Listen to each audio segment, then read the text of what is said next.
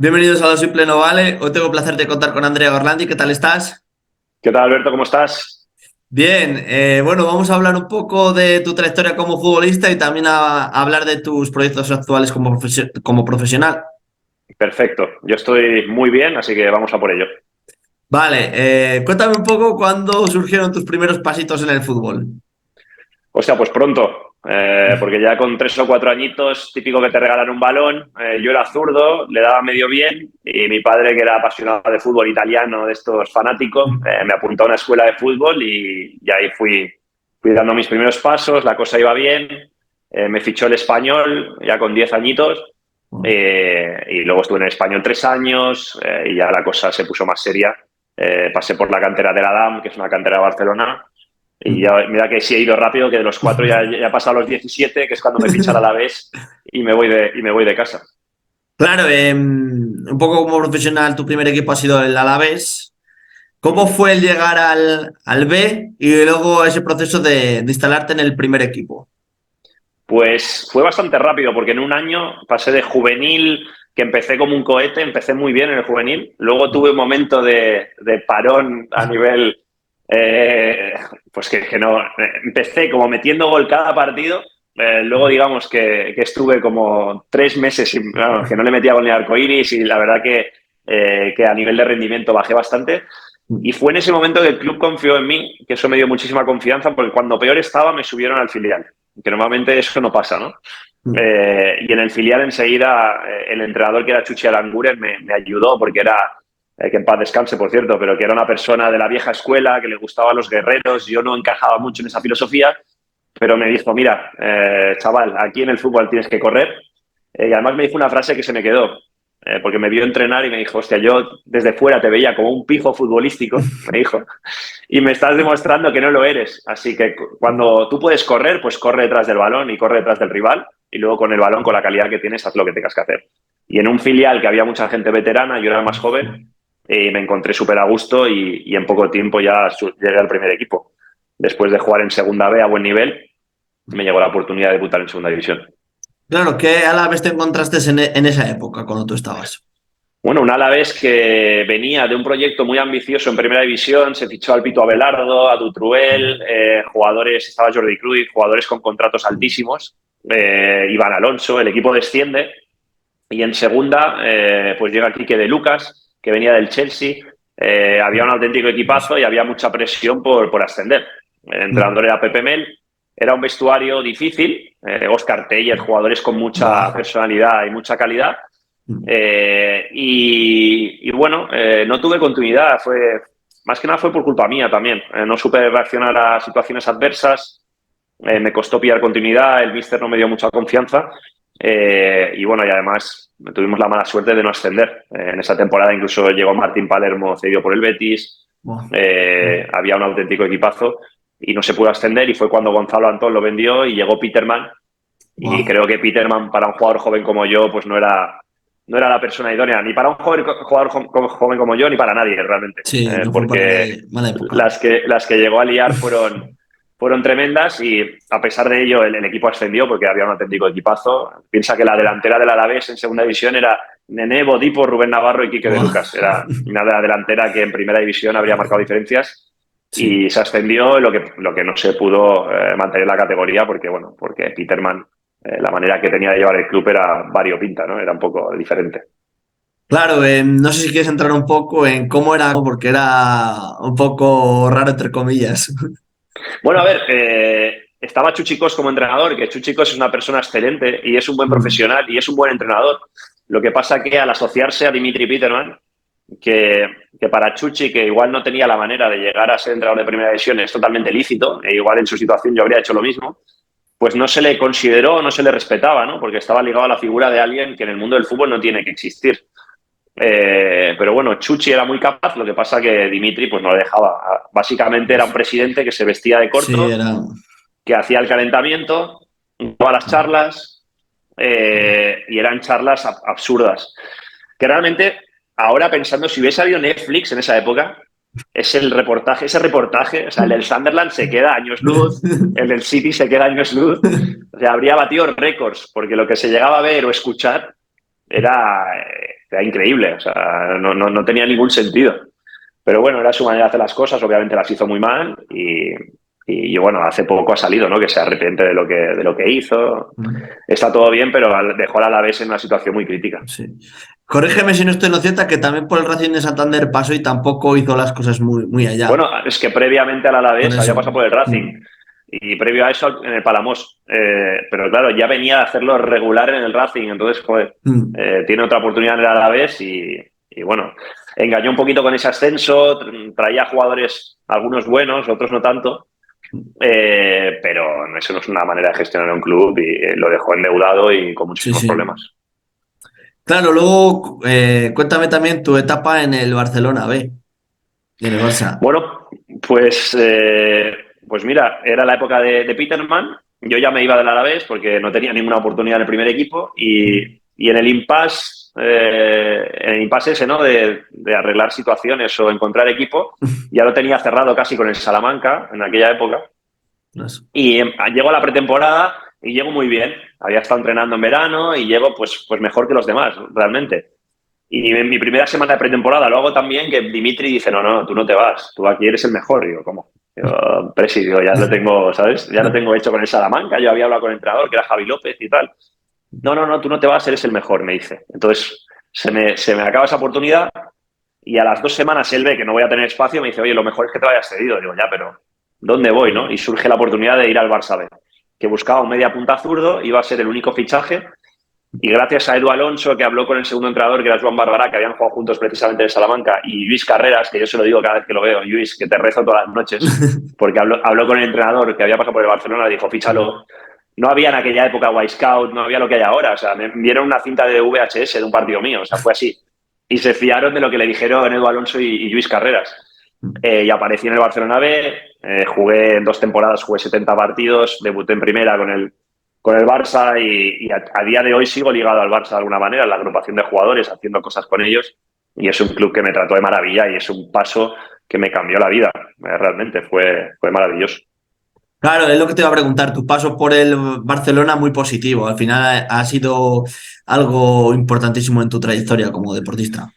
Bueno, es que yo poder Mm. entrenar con Ronaldinho, Messi, Xavi, Iniesta, Buah. Puyol, Víctor Valdés, Deco, Milson, Silviño, ¿quién había? Pues Buah. Rafa Márquez, era Samuel Eto'o, era una locura. Haber vivido la experiencia de que Rijkaard después de un partido me abrace y me levante y me empiece a gritar que era el Beckham zurdo, cualquier cosa. O sea, era como, ¿pero qué está pasando? No me lo creía, ¿no? Entonces ya solo haber vivido eso, haber jugado un partido en primera división, porque no jugué más que con el Barcelona en primera, pero ya solo ese partido a mí me cambió la vida y bueno, mereció la pena el haber ido allí y seguir contándolo después de no sé cuántos años, ya casi 20 años, que ya nos hacemos mayores. Claro, también te quiero preguntar por tu aventura en la Premier y qué te lleva a salir allí. Me llevo, que fue lo primero que pensé, el idioma, que me está viniendo de lujo en el post-fútbol, la verdad, el hablar inglés. Me llevo yo de lo que me llevo del fútbol, Alberto, son los amigos, para empezar. Amigos, experiencias, el poder volver a Swansea, a Brighton, a Blackpool y que me abran la Buah. puerta y me reciban como me reciben. Eh, Obviamente, una situación económica mejor, a pesar de que cuando yo me fui a Inglaterra mi contrato era muy bajo eh, y la verdad que me fui con miedo porque en casa teníamos una situación económica complicada y bueno, yo al final me la fui a jugar. Me la jugué muchísimo y salió bien, como podría haber salido mal. Pero una experiencia vital fantástica en una liga en la que quería jugar sí o sí. Entonces, bueno, tuve esa oportunidad, estuve 8 años, 8 temporadas y lo disfruté mucho. Es una competición muy dura. Premier la disfruté solo un año, jugué en Championship el resto de años y, bueno, son muchos partidos, tuve muchas lesiones, mucho frío, mucho barro que me tuve que comer, muchos viajes, mucho autobús, pero no cambiaría un segundo de mi tiempo ahí. ¿Se asemeja el fútbol que se practica ahora en la Premier League al que tú cuando estabas allí? Sí, a ver, yo creo que algo ha cambiado en cuanto los entrenadores son mejores. Hay mucho entrenador extranjero, entonces se empieza a ver un poquito más de rigor táctico. Pero sigue habiendo ese punto de locura y ese fútbol frenético sin sentido que enamora. porque tú cuando llegas en los primeros partidos no puedes ni respirar, ¿no? Te cuesta recobrar el aliento, la repetición de esfuerzos es que es muy constante y muy rápida, entonces eso es lo que más te cuesta. Una vez que lo pillas, disfrutas. Hay espacios, hay ocasiones, te sientes futbolista. Tú cuando juegas en casa, solamente el provocar un córner encienda la grada y provoca que canten tu nombre. Entonces tú como jugador dices, soy la hostia, y no has hecho nada, has provocado un córner. Pero joder, hace que te sientas importante y que des más de lo que tienes. Entonces, yo siempre le digo al que pueda vivirlo, que lo intente porque merece la pena. Claro, luego también pasas por Chipre, por el Anorthosis y por el Hapoel de Nicosia. También sales a otro país diferente. También, ¿qué fue el pasar por allí? ¿Cómo lo viviste? Bueno, ahí me costó un poco, ¿eh? Porque venía de un fútbol que para mí era top.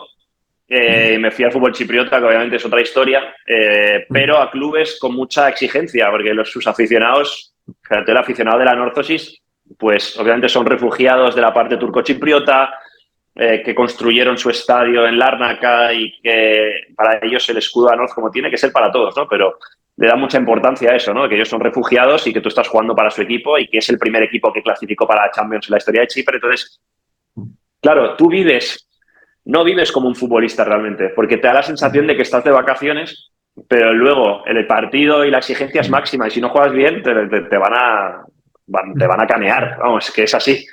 Entonces viví experiencias raras, o sea, extrañas. Y la verdad es que yo al principio mi rendimiento no fue el esperado. Sí que la segunda parte de temporada mejoré mucho y eso hizo que me fichara el Apoel, ¿no? Que es el equipo más grande de Chipre. Y en Apoel disfruté porque mucha más presión y exigencia que la Anorthosis, pero condiciones diferentes, jugamos en Europa. Ya escuchar el himno de la Champions, joder, ya se te pone la piel de gallina, ya son cosas que me emocionaron como jugador. Y dije, hostia, pues mira, he venido a Chipre, seguramente he perdido a nivel de campeonato local porque no tiene nada que ver, pero bueno, me he ganado la posibilidad de jugar en Europa League, de casi llegar a Champions, que la última previa ya pude escuchar el himno de la Champions, que eso era otro sueño que tenía, y hasta ahí, solo por eso mereció la pena. Claro, según me vas hablando, me llama la atención, hablas con muchísima naturalidad de cuando has rendido bien en alguna etapa y cuando no has rendido bien. ¿Qué te lleva al hablar así con tanta naturalidad? Pues que hay que ser sinceros, Alberto. Yo puedo decir que he jugado más bien que mal, pero he llegado a jugar muy mal. Como todo, si no busco excusas, no las buscaba cuando jugaba. He sido un jugador que nunca he partido como, bueno, no diré nunca, pero muy pocas veces he partido como titular y me lo he tenido que ganar y casi siempre me lo he ganado.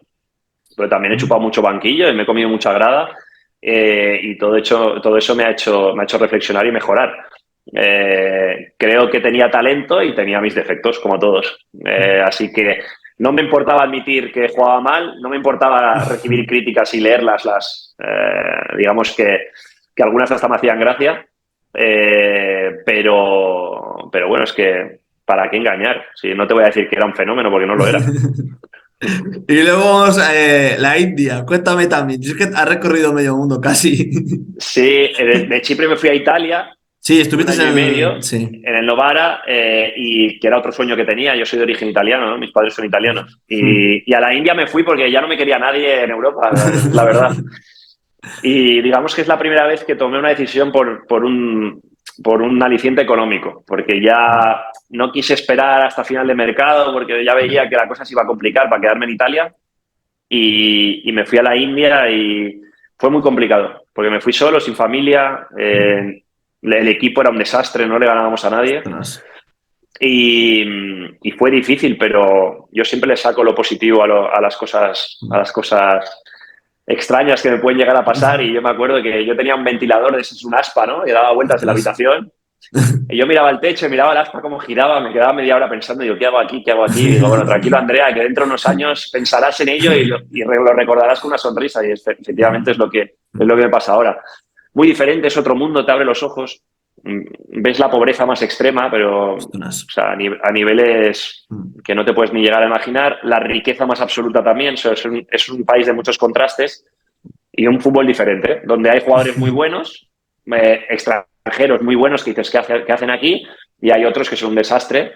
pero bueno, es un país con tanta población Sí, que hay que hacer un sí. trabajo a nivel de base muy grande porque tiene que haber talento por narices. Entonces, ahí el tema es que hay que conseguir pues cambiar todo el tema de base e intentar sacar el talento que pueda haber en la India, que lo hay, porque en mi equipo había algún indio que jugaba bien.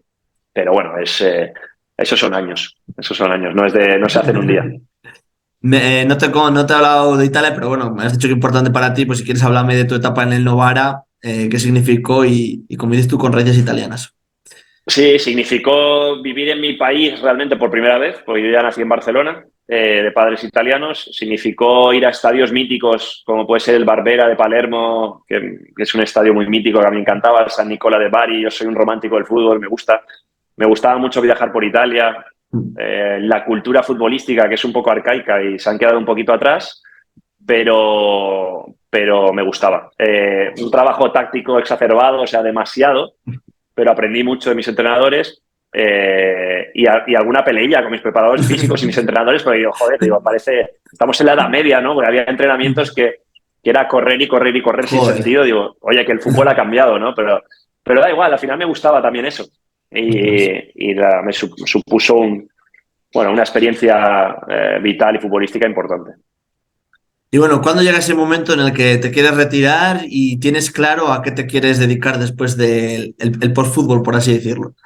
Bueno, la retirada fue forzada porque de la India yo consigo volver a un equipo en Italia y no paso las pruebas médicas. Me encuentran un problema de salud, un Mm. problema cardíaco, entonces fue una retirada forzada. Pero de cierto modo, ahora pensándolo, ¿no? Creo que ha sido una suerte. Pues yo siempre dije que yo no dejaría el fútbol, que el fútbol me dejaría a mí, que ya no me llamaría ni Dios y que no me abriría puerta a nadie. Y bueno, y al final lo dejé yo por un problema y tuve que reaccionar. Yo no tenía claro lo que iba a hacer después del fútbol y todo el mundo me lo preguntaba. Sabía que sería algo relacionado con el fútbol, me gustaba la comunicación, pero, pero no lo tenía nada claro. Y siempre he pensado que, como me pasó en el fútbol, que me buscaba la vida y encontraba la manera, ¿no? de ganarme el siguiente contrato, iba a ser así en mi vida después de colgar las botas y así fue. Las cosas fueron llegando así con naturalidad y sin forzar nada y bueno, ya hasta hoy, porque el día 20 va a hacer 4 años que me retiré, el día 20 de febrero. Pero, ¿cómo te vas formando en un medio como la comunicación? Mira, durante mi carrera le presté mucha atención a todo el trabajo de comunicación en los clubes en los que he estado. Yo era el único que le daba bola al que te venía a pedir entrevistas, porque a los jugadores les da mucha pereza, me interesaba por cómo se hacía, me gustaba comunicar, me lo pasaba bien. Si la entrevista era buena, la disfrutaba. Entonces a mí no me suponía un problema. Y siempre vi que dije, hostia, pues mira, Roberto Martínez, que fue entrenador mío, iba a la televisión a comentar los partidos de la Liga Española y dije, hostia, esto a mí me gustaría hacerlo un día. No sé, fue algo que siempre lo tuve en mente y cuando dejo el fútbol me hacen una entrevista a la televisión catalana, TV3, me piden que me quede al programa, les gusta cómo lo hago y ya me piden que vuelva la semana siguiente y ahí empecé. Ahí fue como empecé a salir en televisión y a comentar un poco de fútbol. Vale, te voy a preguntar sobre algún medio en concreto, la media inglesa. ¿Qué es para ti la media inglesa y además con tantas visualizaciones cuando haces alguna cosa allí? Que he visto algunos vídeos y tienes muchísimas visualizaciones. La media inglesa, mira, yo conocí a Ilie cuando jugaba en Brighton, pero yo siempre le he dicho que no me acuerdo de la entrevista que me hizo, que eso a él le parece gravísimo, ¿no? Y me llamó para hacerme una entrevista para la media y me lo pasé muy bien. La verdad que dije, hostia, qué gozada. Conocía poco el canal y empecé a indagar y a mirar sus vídeos y me encantaron. Y un día me llama, yo estaba de vacaciones, y me dice, oye, Andrea, hemos pensado que igual si te apetecería pasarte una vez al mes. Y dije, Ilia, sí, sí, o sea, ni me lo pienso. Digo, sí, me gusta lo que hacéis, me lo pasé bien en la entrevista. Y así surgió. Y te digo que a mí la media inglesa me ha dado mucho más de lo que yo le puedo aportar. Me lo paso muy bien.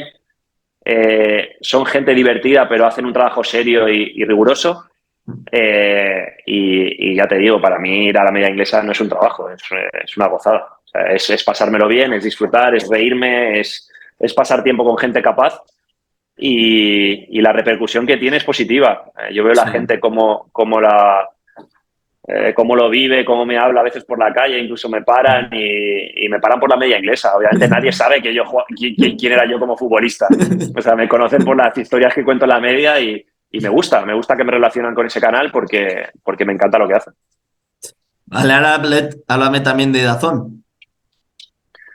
Bueno, pues Dazón, a ver, yo llevo más de 3 años comentando partidos en inglés, que esto la gente aquí no lo sabe, para la Liga Televisión. Entonces, digamos que me contacta Dazón a través de Alberto Jogo, que es amigo mío, Sí. y que jugué con él cuando era pequeño en el español. Y me comenta la posibilidad, bueno, que iban a comprar los derechos de la liga y que querían que yo estuviera. Y digo, bueno, pues oye, a mí si lo vais a hacer, contar conmigo, ¿no? Y la verdad que al final se hizo todo deprisa y corriendo. Y empecé, mi primer partido fue en San Mamés, que fue en Athletic Club Mallorca. Y yo lo hago porque me lo paso bien. Me lo paso bien. Mm, creo que se está haciendo un buen trabajo, que hay una buena cobertura, se va a todos los campos, se hace de manera rigurosa, profesional. La verdad que le tengo mucho respeto a este trabajo, intento prepararme e intento aportar algo, ¿no? Al final el gran jugador, yo siempre digo, yo no he sido un gran jugador, pero el gran jugador ve cosas que pasan en el campo y probablemente las ve fáciles, porque para él no le suponía ningún esfuerzo, pero yo intento explicar lo difícil que es una acción técnica, un pase, un control, porque he estado en el campo y sé que eso es difícil de hacer, ¿no? Desde mi perspectiva de jugador normal. Y bueno, intento aportar mi granito de arena y ya te digo, me lo estoy pasando bien. ¿Tienes algún proyecto en mente en el mundo del fútbol o no? Es lo que te quería preguntar. Bueno, yo siempre he tenido en mente en un futuro trabajar en un club. Trabajar en un club, en una dirección deportiva, en algo así. Incluso trabajar en un staff técnico de algún entrenador. Depende. Lo que pasa es que como futbolista yo he tenido una vida muy nómada y bueno, mi mujer y mis hijas también merecen estabilidad. Y llevamos ya 4 años en Barcelona, estamos bien, entonces aquí tengo mi base y lo que estoy haciendo ahora me permite pues tener esa estabilidad, ¿no? Sobre todo en casa. Yo también trabajo como director de scouting en una empresa de representación. Eso es un proyecto que me apasiona, me gusta ayudar a los chicos, ayudar a los jugadores a mejorar, mejora de rendimiento, análisis de partidos, me encanta. Así que ya te digo, Alberto, estoy liado, estoy ocupado, me lo tomo con mucha responsabilidad y seriedad, me lo paso bien y ya te digo que trabajo bastante más que cuando jugaba. Cuando Ostras. jugaba era todo más sencillo, entre comillas. Entrenabas y te ibas para casa. Ahora no, ahora es 24 horas. Bueno, y la última pregunta que te hago, ¿qué le deseas al 2023? Aunque ya estoy algo iniciado, que estamos en febrero. Oye, pues seguir pasándomelo igual de bien, porque ha empezado muy bien, seguir teniendo salud eh, y seguir viendo mucho a media inglesa. Y nada, que sigan saliendo cosas, proyectos, cosas que me llenen, que me lo hagan pasar bien y nada más. No le puedo pedir más a la vida porque me está yendo bien y me considero una persona muy afortunada. Así que siga todo igual, si puede ser.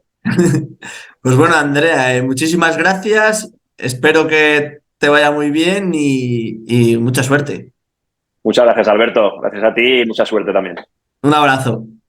Un abrazo.